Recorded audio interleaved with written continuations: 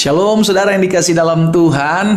Puji Tuhan, bersyukur karena hari ini kita sudah ada di hari yang baru, di minggu yang baru. Semua karena kasih karunia Tuhan, semua karena pertolongan Tuhan dalam kehidupan kita. Saya berharap setiap kita umat Tuhan, dimanapun Bapak Ibu Saudara berada, tetap ada dalam keadaan kuat. Sekalipun kita masih diperhadapkan dengan situasi, keadaan, susahan yang mungkin sedang kita hadapi hari-hari ini. Tapi ketahuilah, engkau tidak pernah berjuang sendiri, sebab ada Tuhan yang berjanji, aku menyertai kamu sampai kepada kesudahan zaman. Sama-sama taruh tangan kanan kita di dada yuk. Sama-sama bilang sama saya nggak pernah berjuang sendiri, saya nggak boleh takut. Amin.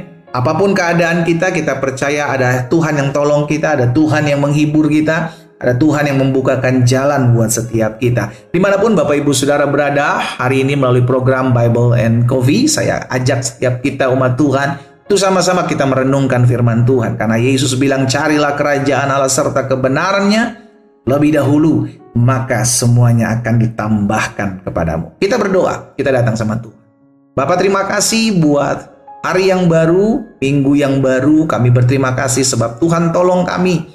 Tuhan hibur kami menghadapi setiap kesusahan. Tuhan jaga hati dan pikiran kami agar kami tetap terus hidup memuliakan nama Tuhan. Dan saat yang indah ini juga kami rindu untuk mendengarkan sebagian daripada firman-Mu. Roh Kudus, kami percaya pengurapan-Mu ada atas kami, sehingga dengan roh hikmat dan wahyu kami belajar firman-Mu dan kami mengerti akan kebenaran yang memerdekakan kami. Di dalam nama Tuhan Yesus Kristus kami siap merenungkan firman. Haleluya. Amin, amin. Puji Tuhan. Saudara dikasih dalam Tuhan, ketika kita menerima Yesus sebagai Tuhan dan Juru Selamat, maka kita adalah orang-orang yang pribadi-pribadi yang sudah diperdamaikan. Sama-sama yuk taruh tangan kanan kita di dada yuk.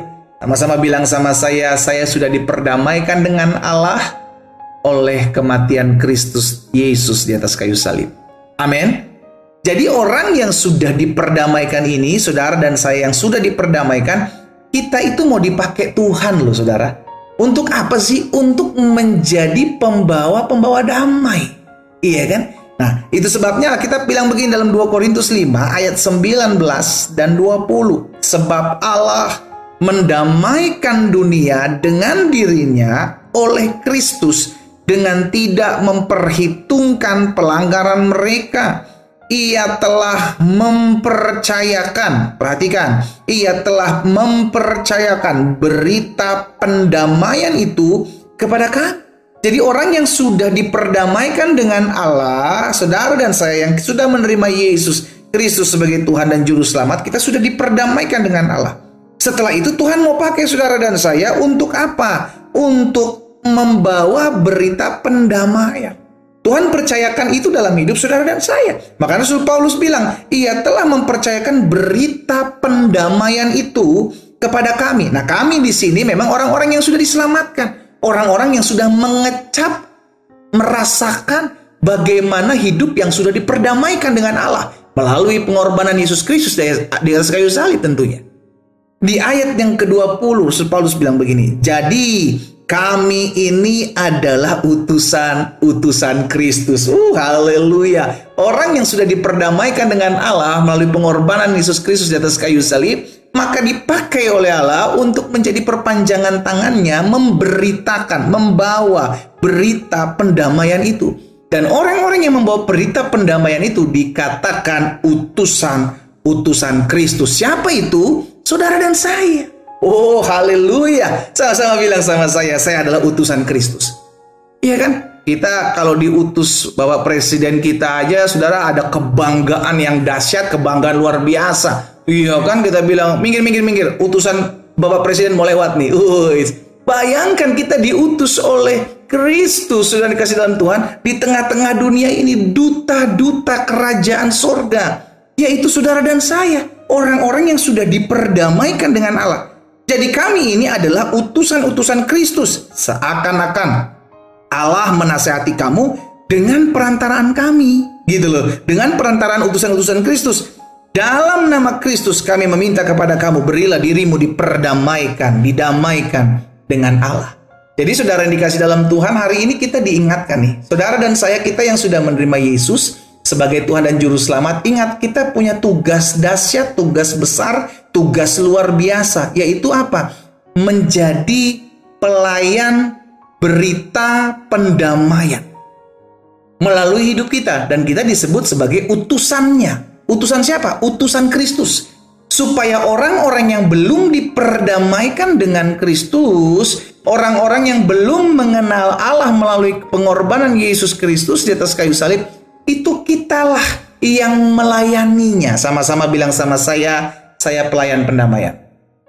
Yang disebut sebagai utusan Kristus. Itu sebabnya saya ajak setiap kita umat Tuhan ini mendengarkan firman Tuhan. Ayo berlakulah seperti seorang utusan. Seorang utusan akan melakukan seperti apa? Seperti apa yang mengutus kita? Perintahnya seperti apa? Tugasnya seperti apa? Itu ada dan sudah dikasih tahu oleh sang pengutus. Yaitu Kristus Yesus itu sendiri yang mengutus saudara dan saya. Sehingga akhirnya gaya hidup saudara dan saya sebagai utusan-utusan Kristus, sebagai pelayan-pelayan pendamaian, harusnya mencerminkan bahwa kita adalah orang-orang yang sudah diperdamaikan. Amin.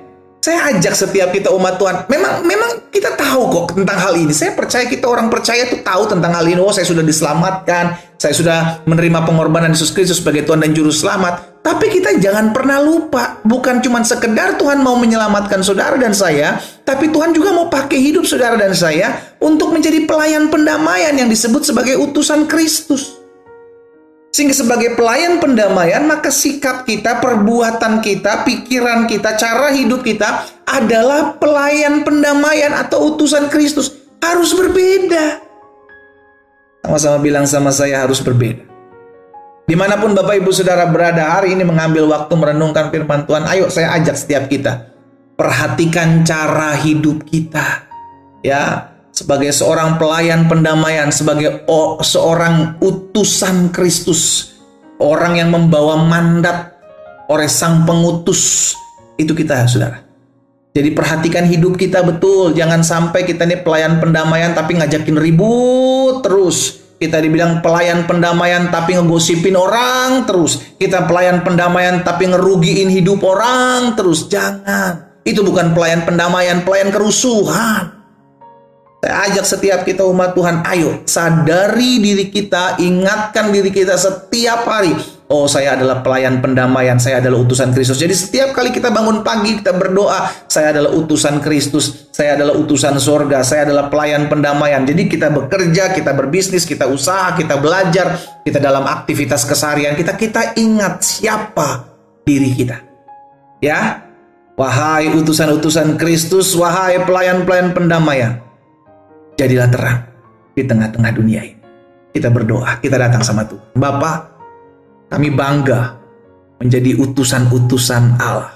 Dalam dunia ini kami percaya Engkau memperlengkapi kami, Engkau menyertai kami. Sehingga sebagai utusan-utusan Kristus, sebagai pelayan-pelayan pendamaian, kami ditopang, kami ditolong, kami dipakai dan diurapi Tuhan. Sehingga melalui hidup kami ada banyak orang diperdamaikan dengan Allah. Hamba berdoa menyerahkan umat Tuhan yang mendengarkan renungan program Bible and Coffee pagi hari ini. Satu persatu Tuhan jamah, satu persatu Tuhan lawat. Kami semua mengalami kuasa, kami semua mengalami perubahan paradigma, dan kami semua diingatkan siapa diri kami dan apa yang menjadi tugas kami. Bapa, terima kasih, berkat Tuhan ada atas setiap kami. Biarlah kami selalu hidup mempermuliakan nama Tuhan. Yang sakit Allah jamah dan sembuhkan, yang berbeban berat Allah beri kelegaan dan kelepasan yang setiap mereka yang terikat. Di dalam nama Yesus Kristus Tuhan kami berdoa. Haleluya. Amin.